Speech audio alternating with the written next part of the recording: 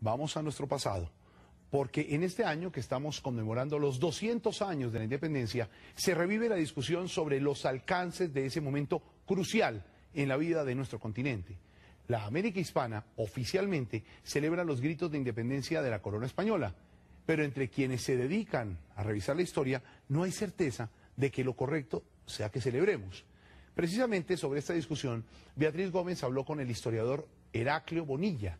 Él considera que la independencia fue un buen negocio o un mal negocio, dependiendo del lado por el que se le mire. Y explica por qué en un mismo continente, colonizado por naciones europeas, el desarrollo posterior fue tan desigual. Beatriz Gómez entra al radar. Estamos celebrando los 200 años del grito de la independencia. Sin embargo, usted plantea que nuestro legado colonial, nuestro pasado colonial, continúa vivo. ¿Quiere decir que nada cambió con la independencia? No, cambiaron muchas cosas. Bueno, primero la subordinación política respecto a la metrópoli española, eso se canceló de manera definitiva. Este es un cambio muy importante. El problema es que ese quiebre de la subordinación política dejó completamente intactas las raíces coloniales. Y esto no solamente en el caso de Colombia, sino en otros contextos de Hispanoamérica. ¿En qué consiste eso que usted denomina quedaron intactas las raíces coloniales? ¿Cómo nos lo puede ilustrar? ¿En qué?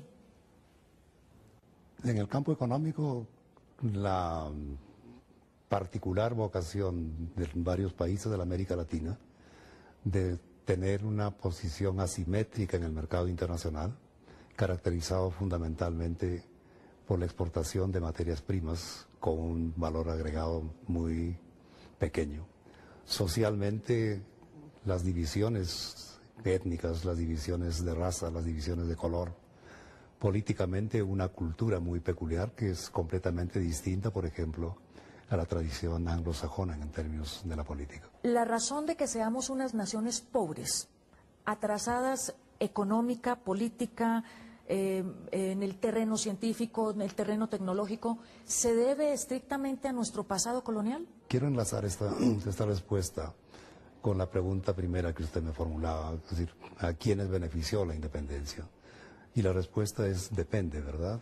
Por ejemplo, para la población indígena y para la población negra, sin duda fue un día de duelo. La población indígena perdió efectivamente muchos mecanismos de protección que tuvo durante los 3 largos siglos de la dominación colonial. Y no me parece una casualidad que Agustín Agualongo y los campesinos indios de Pasto se levantaran justamente en contra del ejército patriota. La población afrodescendiente del Patía, por ejemplo, la población afrodescendiente de Santa Marta, para mencionar solamente las regiones más importantes de Colombia, también, al igual que la población nativa, estuvo en contra de la separación. ¿Quiénes se beneficiaron entonces con la independencia? Los criollos. Una fracción de los criollos, no todos, por cierto, una fracción de los criollos para quienes las trabas impuestas por la metrópoli, su incapacidad de poder ascender a los puestos públicos, su capacidad de poder negociar abiertamente y escapar al control del monopolio de la política mercantilista, fue para ellos una gran ventaja. Pero también una de las razones de la pobreza de nuestras naciones está en la expoliación de los españoles sobre nuestras riquezas mineras en aquella época. Potosí, lo que es ahora Bolivia, fue efectivamente el motor económico del planeta entero en el siglo XVI. Y de Potosí se exportaron cientos de toneladas de plata, de manera que no se requiere efectivamente de una imaginación muy grande para tratar de entender históricamente las raíces de esa pobreza. Pero no se trata solamente de una captación arbitraria de los recursos naturales, también de la explotación impuesta sobre la población nativa. Cuando Pizarro llegó a Cajamarca en 1532, los súbditos de Atahualpa eran estimados entre 7 y 10 millones de habitantes. 3 o 4 décadas después, ese volumen se redujo a solamente 1 millón. En el caso de México, igualmente, cuando Cortés llega a México en 1519, los súbditos de Montezuma eran estimados en 20 millones. 3 o 4 décadas, esa población se redujo en sus 10 partes. Cuando trasladamos estos datos, cuando trasladamos esta realidad aquel momento de la independencia ya definitiva y cuando comienzan estas naciones a enfrentar solas su destino, se encuentran con que han sido, les han robado completamente su energía, su mano de obra, sus riquezas. No tenían eso que se llama el capital originario para comenzar una vida independiente con cierto ritmo de crecimiento. Esta es efectivamente una de las manifestaciones de ese legado colonial.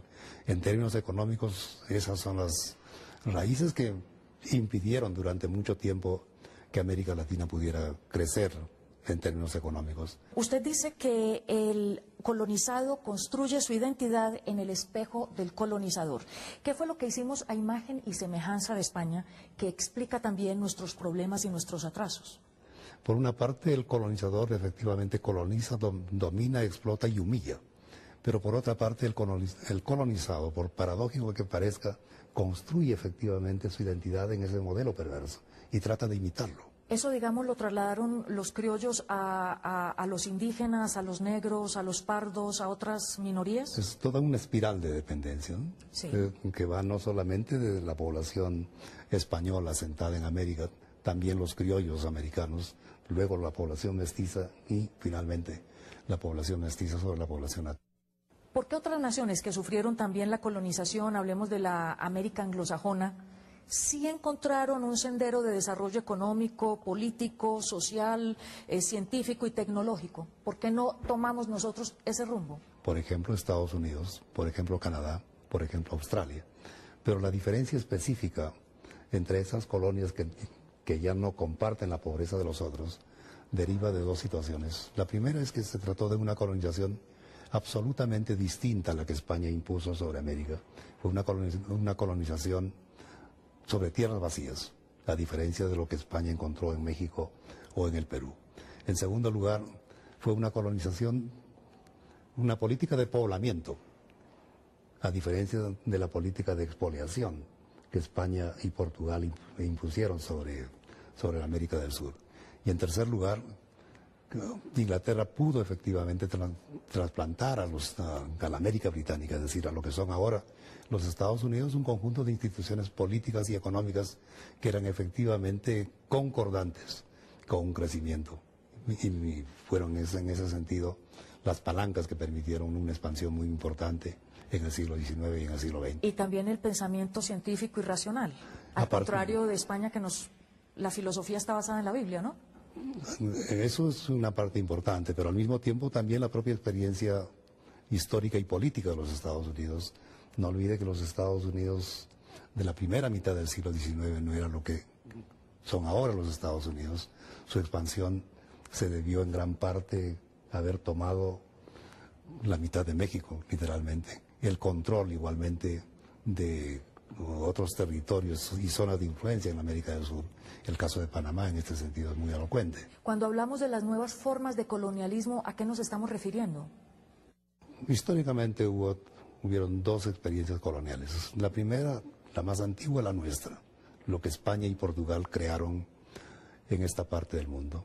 La segunda empieza desde la segunda mitad del siglo XIX y concluye en la Segunda Guerra, al término de la Segunda Guerra Mundial y con los grandes movimientos de descolonización.